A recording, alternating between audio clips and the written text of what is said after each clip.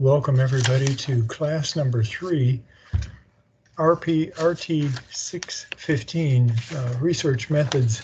Today we're going to talk about making an argument or developing an argument. We're going to introduce the assignment on the detailed paper outline. The schedule, if you're able to look at that, open your class schedule for RT615 here, and you'll see today the initial bibliography was due. That's those basic numbers of different kinds of sources that I ask you to look for concerning your topic. But then when you actually write the syllabus, which I'm calling it for this course, the, excuse me while I make a note I need to come back to. The schedule lists an abstract of the thesis for next week. I'm going to shift that off to the following week. The only assignment that's due next week is your detailed paper outline, and I'll describe that later on at the end of the class today, end of the lecture today. The abstract of the thesis and argument will be due on the 7th of February instead of, the 7th instead of the 31st. So what's due today is your initial bibliography, practice number 2. What'll be due next week is just the detailed paper outline and practice number 3. And the assignments will reflect that in Canvas. You'll see that when you open that up in Canvas. Today we're going to talk about constructing an argument next week, drafting, presenting evidence. So if you have some paper, I've shared my PowerPoint with you there today, and we want to talk about making good arguments. But let me do this in a word of prayer. Let's thank the Lord for the time. Father, we just want to honor you in everything we do, and here a very nuts and bolts course in one sense. How do we do a skill? How do we learn a skill of doing research? And we're all needing to improve in that. And so, Lord, just help us to communicate well, help me to communicate clearly, and help the students to get a clearer picture of what they need to do to find the truth and then present it well to others. That's our prayer for Christ's sake. Amen. Amen.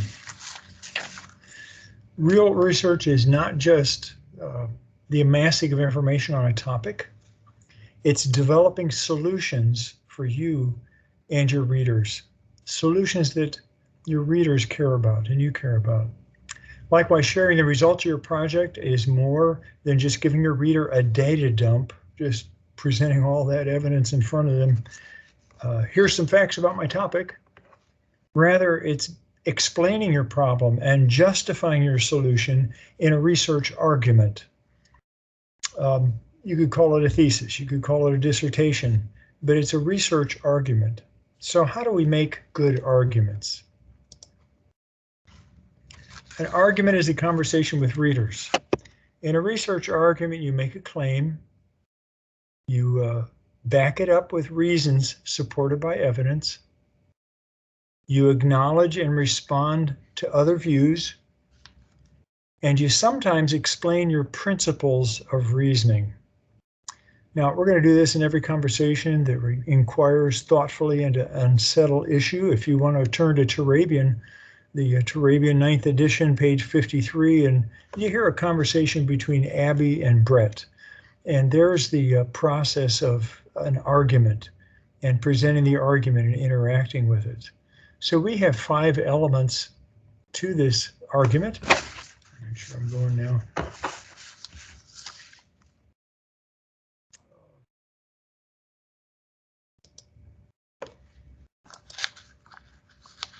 What do you want me to believe? What's your point?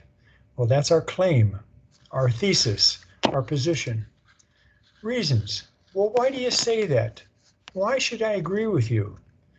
As you argue, you have to give valid reasons, but that still is the area of opinion. So you have to support your reasons with evidence. How do you know that? Can you back it up? And then we acknowledge and respond to the questions and the so what or what ifs or what about issues that our readers will present to us. And then sometimes we have to put what are called warrants. Well, how does that follow? What's your logic? Can you explain your reasoning? Well, let's back up and thinking of this research process, supporting our claims. First, argue as a conversation with readers, and then we support our claim. We support our claim with reasons. At the core of your research argument is the answer to your research question, the solution to your problem, your main claim, your thesis. You're going to have to back up your claim with two kinds of support. Support claims with reasons. A reason is a statement that leads readers to accept your claim. Often a reason is joined with the word because. Let me give an example. Elementary schools should make teaching foreign languages a priority. That's a claim. Let me say it again. Elementary schools should make teaching foreign languages a priority. Okay, why? Because the reason, because we acquire languages best and most easily when we're young. Elementary schools should make teaching foreign languages a priority. That's the claim. Because we acquire languages best and most easily when we're young. Therefore, we should teach it in elementary school. The base reasons, we base our reasons on evidence. The second kind of support is the evidence on which you base your reasons. The first one is your reason. You can see how you base my reasons on evidence. I make a claim because of, and that shifts over to my reason. Excuse me, now I'm backed up the other road. My reason, which must be based on evidence. We don't base evidence on reasons, we base reason on evidence. The difference, we use our minds to think up reasons, hold an opinion, state a position. But we search for evidence out there in the world somewhere, credible evidence in the eyes of our readers that makes it available to everyone else to see our reasons. It makes no sense to ask, where do I go to see your reasons? But it makes sense to ask, where do I go to see your evidence? With reasons and evidence, we have the core of a research argument. And there's that core. We make a claim, and we make that claim because of this reason, and a second reason, and a third reason, and a fourth reason, because of the evidence, based on the evidence. But often we need more to flesh out our research argument. Let me give you an example. Jesus is the only Savior. That's a claim. Because the Bible says so. Where? Here, and here, and here, and we list the different passages that we're turning to. You get the picture? That's what we're arguing for. Our thesis, our position, our opinion is the claim. That's usually what we think of it as a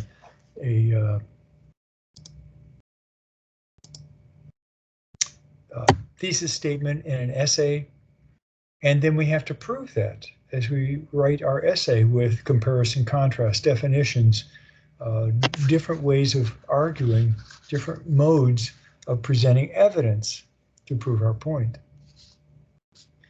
We make a claim, we support our claim with reasons and evidence.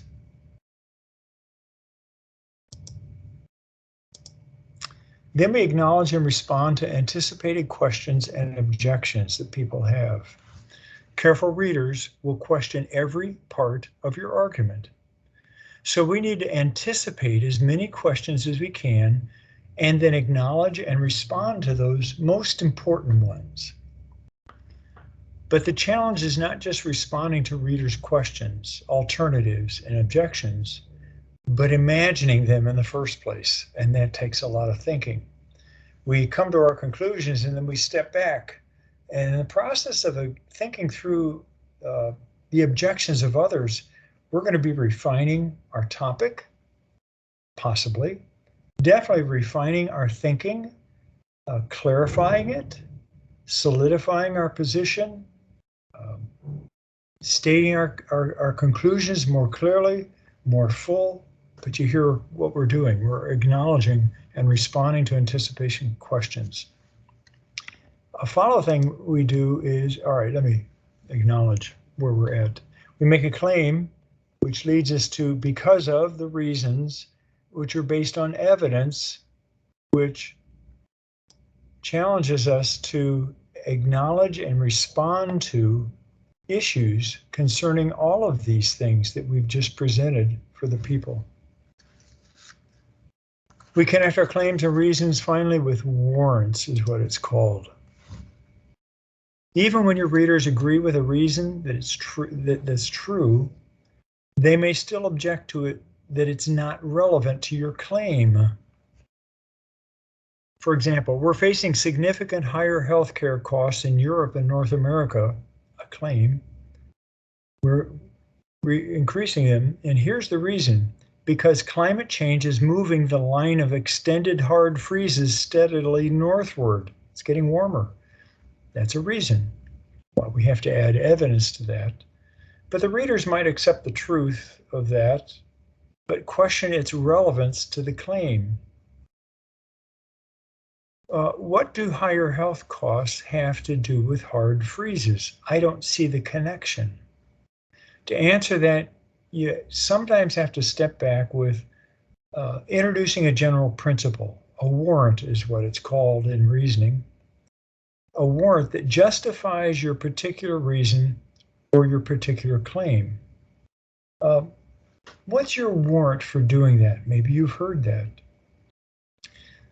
For example, when an area has fewer hard freezes, it must pay more to combat new diseases carried by subtropical insects who are no longer killed by those freezes. Oh, that makes sense. The logic behind all warrants is that if a generalization is true or reasonable, then so it must be in specific instances of it. Here we're stepping back and dealing with just basic principles that, oh, I get that, and therefore it makes our reasoning more logical, more clear for them.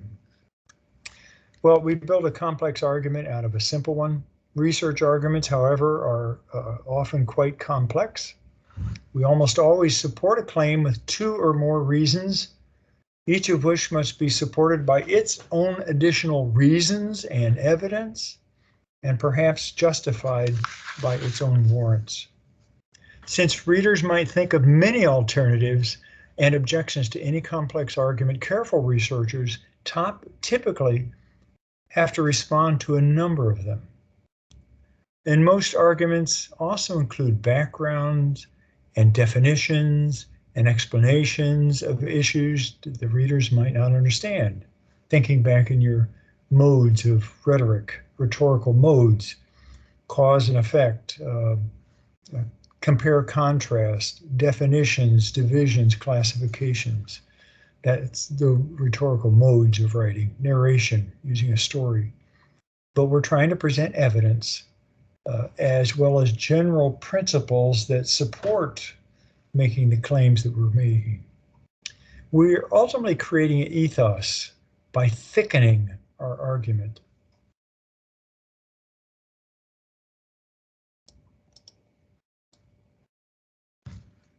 What do I mean by that? Readers judge your argument not just by the reasons and evidence, but also by how well you anticipate and address their questions and concerns. All right, so thickening your argument, your ethos, is you're giving the reader more confidence in your abilities. By thickening your argument in this way, you earn the confidence of your readers, build up their ethos, your ethos, the character that you project as a researcher is what you're doing. They're asking the questions, are you the kind of person who considers issues from all sides? Well, yes, I'm showing you, I acknowledge that through my reasoning, my evidence, my acknowledgement of the issues. B, are you the kind of writer who supports claims with evidence that readers accept? Well, hopefully the way we write leads them to conclude, yes, well, we're increasing our ethos. Are you the kind of researcher who thoroughly considers other points of view? Yes, I do. And I show you that. So it's one of those ways of writing, ways of arguing that really increases our ethos as a researcher. Well, let's shift to making claims. How do we make a claim? Step 1, 2, 3, 4, 5. We've already talked them through, but let's go in a little bit more depth. You need a tentative answer to your research question. That's a claim. That's a thesis. That's an opinion. That's a position. Number of words you can use. I'm using the word claim right now. You need a tentative answer to your research question in order to focus your search for evidence. And that's what you're doing right now in the process here for this course. You've set out a topic, and you thought about because, and you thought about a question. You've focused a problem, and now you're going out to see where you can find answers to that problem. And you're formulating an answer, a claim. Same word, or same meaning as answer. As you test this claim, you'll likely revise it. You're going to be finding research and you're concluding, you say, well, I really need to add another prepositional phrase to clarify what I'm saying. I really need to narrow it a little bit or shift it over into a more specific area than I've been thinking of before. You're going to have to revise it. But as you assemble your argument, you most likely understand the kind of claim that you're making. You must also ensure that your claim is not just sound, but significant enough to need an argument in the first place. So you ask 3 questions. Oh, let me back up. Didn't put that on the slide. What kind of claim should I make? Is it specific enough? Secondly. Third, will my readers think it's significant enough to need an argument supporting it? Well, what kinds of arguments do we have? Determining the kind of argument that you have is what we have to do. The kind of problem you pose determines the kind of claim you make and the kind of argument you need to support it. Academic research usually don't pose practical problems, but conceptual ones. So we'll begin with thinking of that one, but also touch on the practical. Making conceptual claims. Depending on the question or questions implicit in a claim, different kinds of evidence will be required to support it. All the claims you make on a topic will fall into 1 or 2 of the following types, classes. Claims of fact or existence. For example, the promised Jewish Messiah is to be a literal, physical person, not a spiritual concept. I'm making that claim. It's a fact or it's of existence. The claims of definition or classification. For example, sanctification has 3 reference points for the believer. I don't have a definition there, but I'm classifying it, and that's what I'm working with. The claims of cause and consequence. The rapture of the church will be the precipitating event to the rise of the Antichrist. Wow. Is it? Is it not? What's the cause? Claims of evaluation or appraisal. The most effective gospel for use in evangelizing today is the Gospel of Luke. All right, you could agree, disagree with that, but that's the evaluation claim. The claim of action or policy. Here's an example. Churches which seek to cultivate holiness must practice church discipline. Wow, there's a practice one, but it is a conceptual beginning. There are also practical claims. One that argues for or against some action or policy. It's usually built from a chain of conceptual claims. First, one that demonstrates that a problem exists. I didn't have to put that on the slide. Second, another that shows what causes the problem. Third, another that explains how doing what you propose will fix it. So, as you assemble your argument, be clear about the kinds of claim that you're making, conceptual or practical. Next, evaluate your claim. Above all else, readers expect your claim to be specific and significant. Make your claim specific, first of all. Use precise language, explicit logic.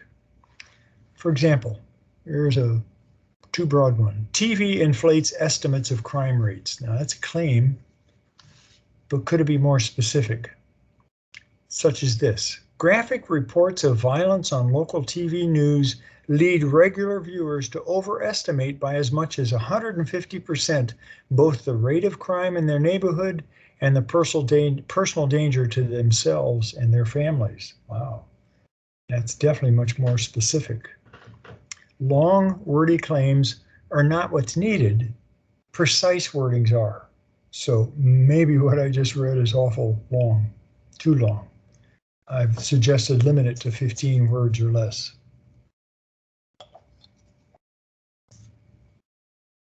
Use explicit language when you write a claim, because that touches on deep beliefs.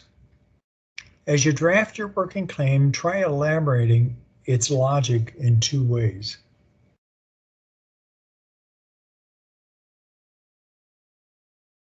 Introduce it with a clarifying clause beginning with the word although or even though.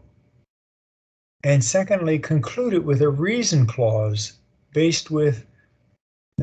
beginning with because. Here's an example. Although violent crime is actually decreasing, regular TV viewers overestimate their neighborhood crime rate by 150% and therefore misjudge personal danger to themselves and their families because local TV evening news regularly opens with graphic reports of mayhem and murder in familiar locations, making many believe that crime happens nightly outside their front door.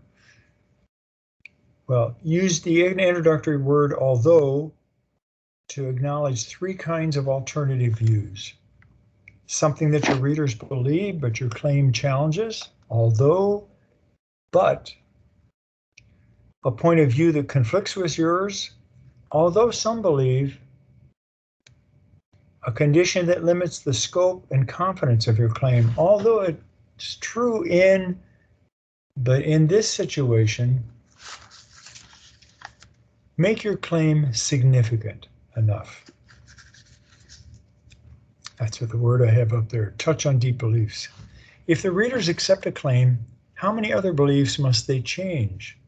All right, if I believe what you say, what your opinion is, what your position is, what your claim is, your thesis, then what does that mean for me? The most significant claims ask the reader to change deep beliefs, and they'll resist making such claims. They'll resist such claims accordingly. Readers value research when it not only offers new data, but also uses those data to settle what seems puzzling, inconsistent, or otherwise problematic. If the reverses of a claim seems obviously false, then readers are likely to think the original claim is not worth an argument. So we have to be careful there. Is it significant enough? Qualifying claims to enhance credibility. Some new researchers think their claims are most credible when they are stated most forcefully, and so they use emotive language. But that's not what's needed necessarily. But nothing damages your ethos more than arrogance and certainty. So you make your argument stronger and more credible with modesty, acknowledging the limits of your claim and your position, and when you acknowledge and respond to the reader's views. So acknowledging limiting conditions and use limit certainty. Every claim is subject to countless conditions, so mention only those that readers might plausibly think of. Now, that's where we need to know our audience, isn't it? Consider mentioning important limiting conditions, even if you feel that your readers would not think of them. Wow, I didn't think of that. Yeah, it's true. That's what your impression you're trying to give. Careful writers carefully qualify their words, their certainty with words and phrases that we call hedges. No one's 100% certain on everything, so be careful with that. Now, don't undermine your argument, but also deal with that limitation. Therefore, it's suggested that, you use the word suggested, and yeah, that's what you're suggesting with your claim. In conclusion, it appears that, now again, maybe not as strong a word as what you'd feel like using, maybe not the word you'd use, but do you hear how that's hedging? Here's another example. The best response seems to be, and you've still said the best response, but you've allowed people to evaluate it with that wording. So we begin assembling with being careful for our claims. Make them clear, make them specific, make them credible. The second step and the third step is to assemble reasons and evidence in building our argument. All right, this is what you're doing. Now, you've begun, let me put in the process, you've begun by stating a position that you think you're going to find, and you've started looking at evidence to affirm your position. And as you're doing that, you're also dealing with reasons why you hold your opinion and evidence that supports your reason, that proves your reason, that validates it, which if I could validate that reason, then people will be more convinced that you've got the right position, the claim. So they build back and they build under a solid foundation under our thinking. So second and third steps in building an argument is to assemble reasons and evidence. Readers look first for the core of an argument, a claim, and its supports. They look particularly at its set of reasons to judge its plausibility. If they think that these reasons make sense, then they'll look at the evidence you present, the bedrock of every argument. If they don't believe the evidence, they'll reject the reasons and your argument. So as you assemble your argument, you must offer readers a plausible set of reasons, a clear, logical order. That sounds like an outline. Yes, you make a claim and you say because, reason one, because, reason two, because, reason three, and each of those reasons you support with evidence. Prove that reason. You build a foundation under your argument, under your claim. Well, also because of, and you build reasons with evidence for that second claim, part of the claim, and the third, and the fourth. Using reasons to plan your argument. When you order your reasons, you build a logical structure for your argument. To test that structure, you can make a traditional outline, or you can visualize your plan in other ways. Now, I'm going to put together a storyboard claim. On separate index cards, pieces of paper, you would write out, and if we had on the board here, I'd write out first card, introductory claim, introduction, your claim, and then subset, reason one, it's another card, reason two, reason three, reason four, and you lay those cards out. Now the reason you use a storyboard is as you get down the road, you realize, oh, reason three really comes first, so it needs to be reason one. And reason two, not as strong, so I'm not going to put it in right now. I'll leave it on the side and see what other reasons I have for establishing the credibility of my argument. That's what I'm trying to do. But I put reasons, and then below that on the card, I put my evidence. Reason, evidence, reason, evidence. Now you can hear a structure. I begin with a problem, briefly how others have solved it, what I think the solution is, introduction, my claim.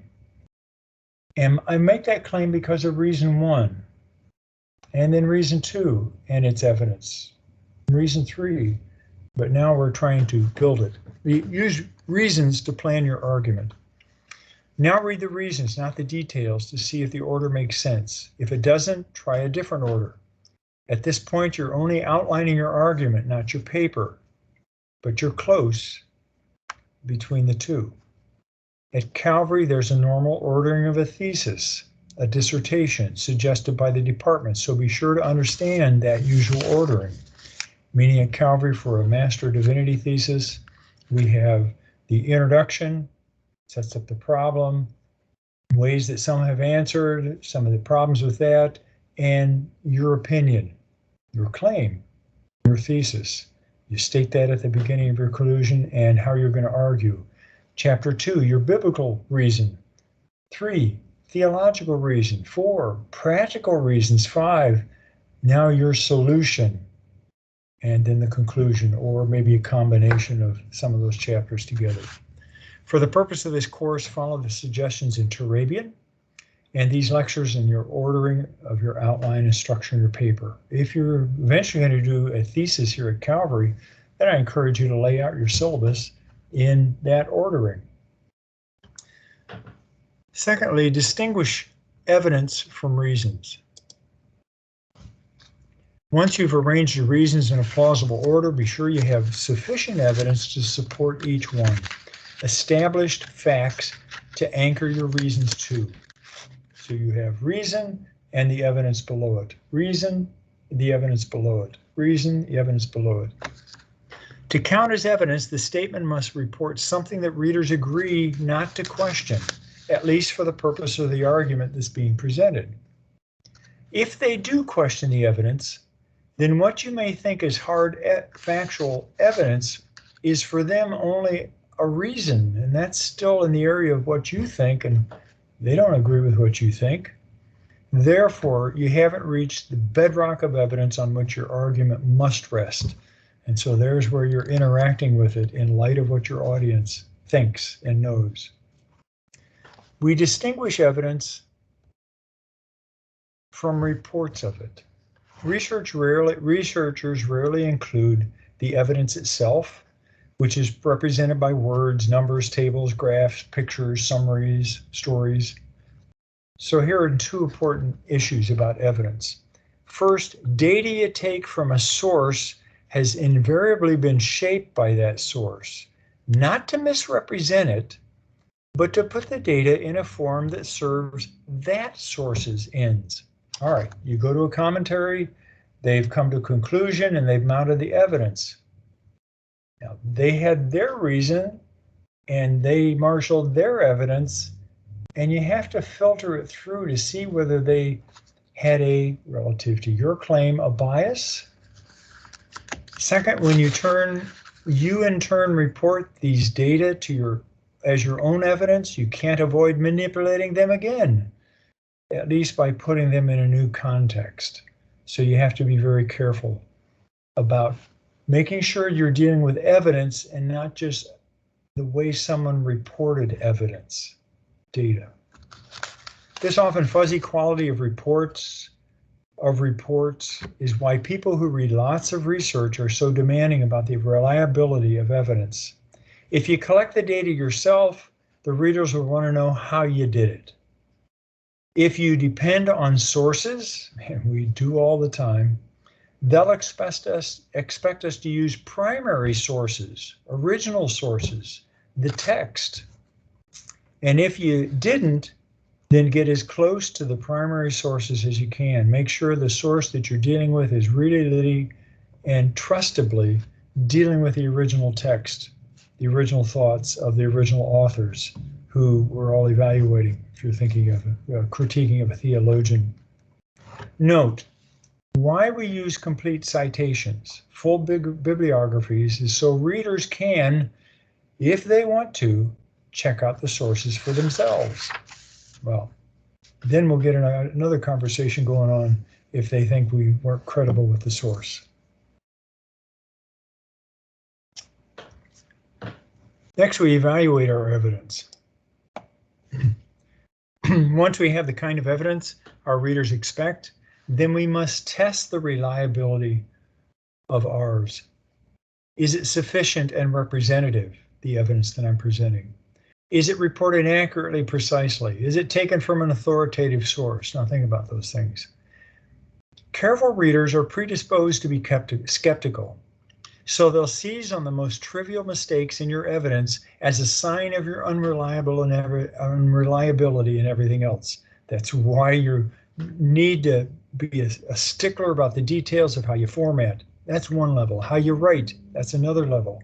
Your commas, your mechanics, your spelling, your form, your wording.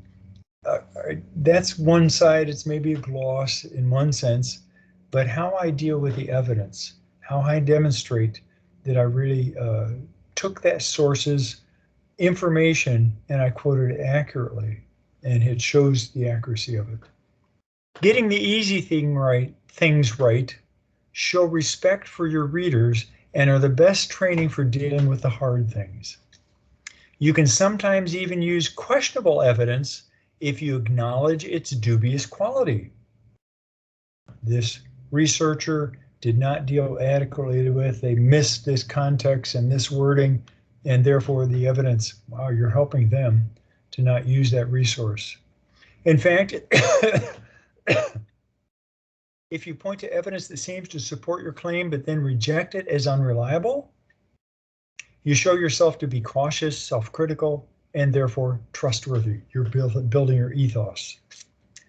Be appropriately precise. Your readers want you to state your evidence precisely. They hear warning bells in words that hedge your claim in such a way that they can't assess its substance. You can't do that. What counts as precise, however, differs from field to field. So know the limits of precision in Bible and theology. Provide sufficient representative evidence. Beginners usually offer too little evidence, thinking, well, that proves it. But that's just your own personal perception at this point. Even if you offer lots of evidence, your readers will expect it to be representative of the full range of variation that's available. Readers are especially wary when your evidence is a small sample of the large body of data, as in surveys. Whenever you use sample data, not only must your data be representative, but you must show that it's representative. And that shows with your argumentation at that point. A charge related to the claim that your evidence is unrepresentative is that it's anecdotal. That's just one instant, doesn't apply to it all. So you have to demonstrate without becoming exhaustive. Of course, anecdotal evidence at times, meaning a telling example, a case study, a personal experience, can be persuasive in certain contexts. So anecdotal is not necessarily a bad word, as we've already talked about. Fourth, consider the weight of authority of the source, the evidence. Different fields define and evaluate evidence differently, so we need to learn in Bible and theology, and there's where you learn that through reading commentaries and journal articles and talking with your professor. So if you're a beginner, seek examples of arguments that failed because their evidence was judged by others who are authorities in the field as unreliable. Learn. Listen to profs in your classes, your Bible theology classes, about what constitutes weak evidence. And a particular kind of weak evidence comes from sources that readers don't consider authoritative. So that's going to come out too in the kinds of sources that we get. A fourth step, we make a claim, we support it with reasons and evidence, and now I had those and didn't realize I had them. Slide. Learning how to use these slides, learning these slides. We acknowledge and respond to issues the reader presents. The core of our argument is a claim backed by reasons based on evidence. You thicken the argument with more reasons, perhaps supporting each with additional sub-reasons and evidence. But if you only give your readers claims, reasons, and evidence, they may still find your argument a little thin, or worse, ignorant or dismissive of their views. So this is where we start thinking of the reader and their responses as we're developing our argument. You can do this in your introduction by presenting your claim as a solution to a problem your readers care about. So I described in your introduction, chapter 1, my introduction. I'm presenting a problem. I'm presenting solutions that people have come to. I'm showing some tension with those issues. I'm acknowledging issues that maybe my readers have already faced, and who can present a credible conclusion for us, solution. I can. That's what we're arguing in our paper. You can do this in the introduction. You can do it throughout your argument by anticipating, acknowledging, responding to questions, objections, alternatives that your readers are likely to raise along the way. Readers have two kinds of questions about your argument.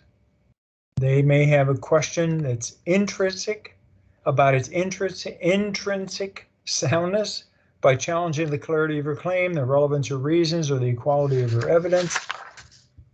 And they may question its extrinsic soundness by asking you to consider alternatives, different ways of framing the problem, evidence you've overlooked, or what others have written on the topic.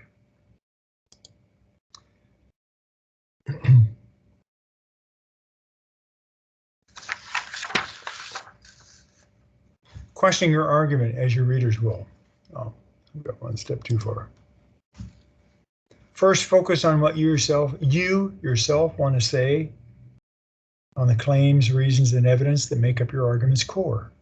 Then, try to imagine your readers' responses to it. In fact, bring in another person, another researcher to read your work, a colleague, a friend, a mentor.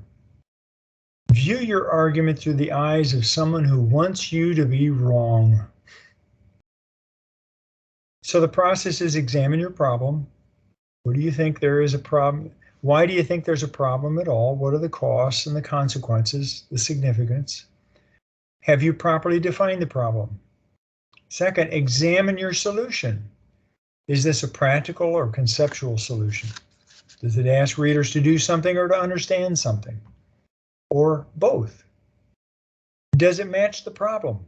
Practical problems demand practical solutions. Conceptual problems, conceptual conclusions. Have you stated your claims too strongly? Are there any exceptions or limitations? Why is your solution better than others? Will your solution cost too much or create new problems? Note, if you come up with a question you can't answer, decide if you should answer that question before you go on. Don't get easy on yourself. The time to fix a problem with your argument is when you find it. Then finally, examine your support. Imagine a reader challenging your evidence. They'd say something like, I want to see the different kinds of evidence. It doesn't seem accurate to me. The numbers just don't add up. It isn't precise enough. What do you mean by? And what words would they fill in? It isn't current. There's newer research than this. I just know there is. It's representative. Groups are missing. It isn't authoritative enough. Your source is no expert on that matter. And finally, you need more evidence. One data point is not sufficient. Well, most researchers have difficulty finding good and sufficient evidence. But novice researchers assume that what they found is sufficient. So we really have to do a lot of work. Second, imagine alternatives to your arguments. When you recognize your own argument's limitations, you build credibility by showing readers that you're making an honest case in dealing with the reader and the argument fairly. But you'll be even more credible if you show not just that you understand the strengths and limitations of your own argument, but that you also have thought about the alternatives to your argument. To do that, you have to bring those alternative views into your argument by acknowledging and responding to them. Step 4. The best way to discover these alternatives is through your sources. You can respond not only to your sources' claims, but also to their evidence. If you find a source's claims, but also their evidence to be unreliable or irrelevant, don't simply ignore it. Engage with those weaknesses or explain why you don't use their evidence. And that'll strengthen your ethos, but also deepen your argument. Deciding what to acknowledge. To narrow your list of alternatives or objections, consider these priorities. Plausible charges of weakness that you can rebut. Alternative lines of argument important to your field. Alternative conclusions that readers want to be true, but they can't be. Alternative evidence that readers know about. Important counterexamples that you have to address. Choosing what to respond to. Look for alternatives that let you repeat a part of your argument. Finally, acknowledge alternatives that may particularly appeal to your readers, but only if you can respond without seeming to be dismissive of them. Better to ignore what your readers like than to disparage it, is a good rule of thumb. Acknowledging flaws in your argument. Let's see if I put these.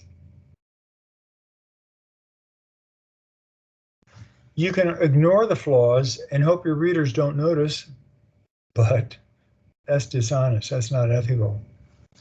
Instead, candidly acknowledge the issue and respond that the rest of your argument more than balances the flaw, if true, or respond that while the flaw is serious, more research will show a way around it if that's possible, or while the flaw makes it impossible to accept your claim fully, your argument offers important insight into the question and suggests what a better answer would need to be.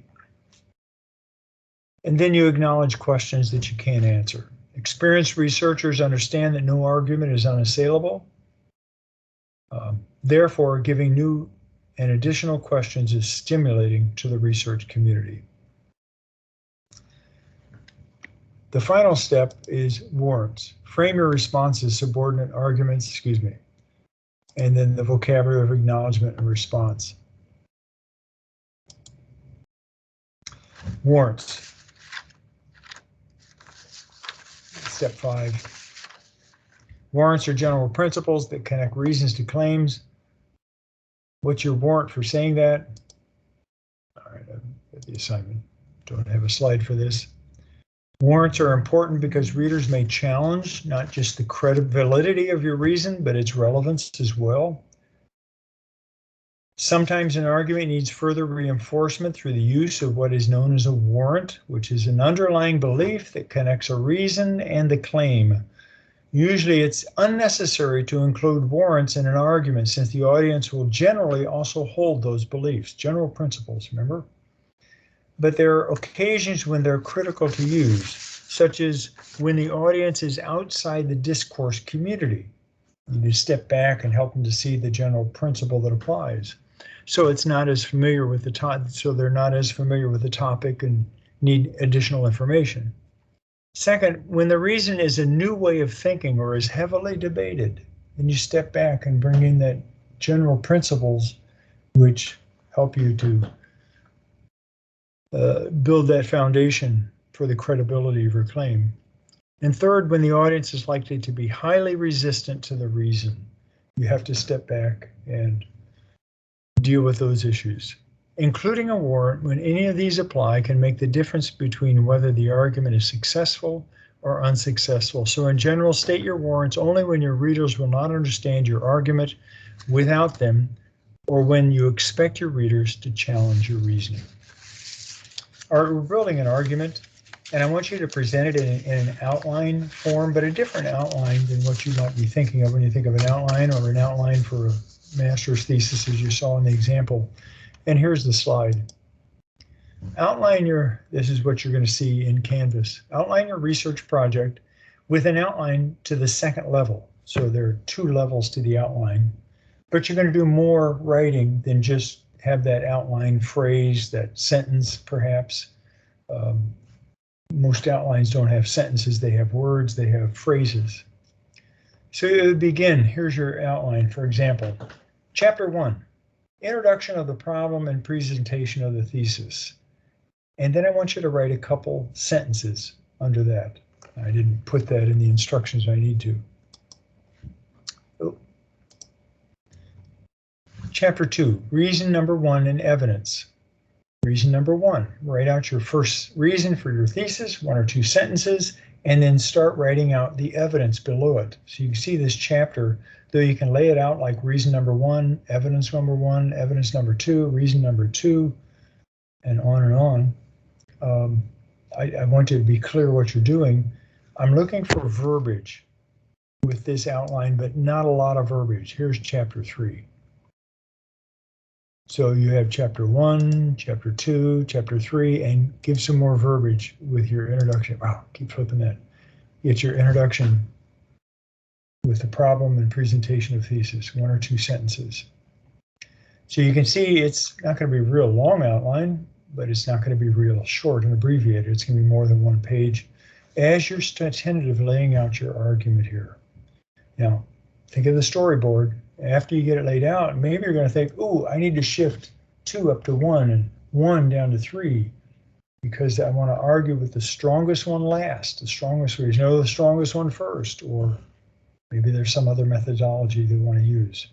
So build your argument through laying out a somewhat detailed outline, and that's the assignment for next week and practice number 3. Any questions, please let me know that you have beyond this lecture introduction to our topic today.